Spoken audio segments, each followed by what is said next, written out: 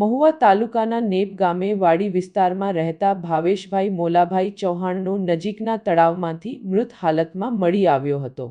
આ મામલે જયેશભાઈ મોલાભાઈ ચૌહાણે એવા મતલબની ફરિયાદ નોંધાવી હતી કે ભાવેશભાઈ મોલાભાઈ ચૌહાણ નામના યુવાનને ગોરધનભાઈ રાઘવભાઈ મકવાણાની દીકરી અને ગોમાનભાઈ ગોરધનભાઈ મકવાણીની બહેન સોનલ સાથે ભાવેશને છેલ્લા 2-3 વર્ષથી પ્રેમ સંબંધ હોય, જે સોનલના બાપુને અને ભાઈ ગોમાનને ગમતું ન હોય। આજે રાતે ભાવેશ સોનલને મળવા તેના ઘરે જતા તેની સોનલના પરિવારને ખબર પડી જતા ગોરધનભાઈ રાઘવભાઈ મકવાણા અને ગોમાનભાઈ ગોરધનભાઈ મકવાણાએ ઘાતક હથિયાર વડે ભાવેશના માથાના ભાગે અને શરીરના ભાગે ગંભીર ઈજાઓ પહોંચાડી હત્યા કરવામાં આવી હતી, જે અંગે ફરિયાદ નોંધાતા પોલીસે તપાસનો ધમધમાટ શરૂ કરીને આરોપીઓને ઝડપી લેવા ચક્રો ગતિમાન કર્યા છે।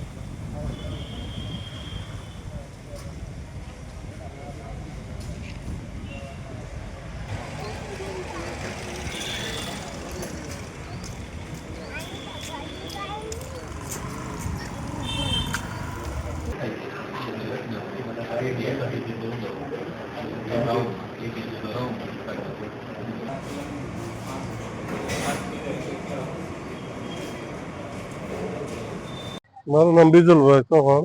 શું બનાવ બન્યો? છોકરો રાતે 12 વાગ્યા સુધી ઘરે બે ભાઈ બેઠા હતા। મોટો ભાઈ એને હું આવી ગયા, પછી આ ભાઈ કાટલે હું તો હું કઈ ખબર ન પડી। સવારે 7 વાગે એના બાપા વાડીએથી આવ્યા ત્યારે ખબર પડી કે ભાવ છોકરો કાંઈ ગયો એમ। તો બધી તપાસ કરી જોયું તો ખબર પડી કે ભાઈ છોકરો નથી એમ।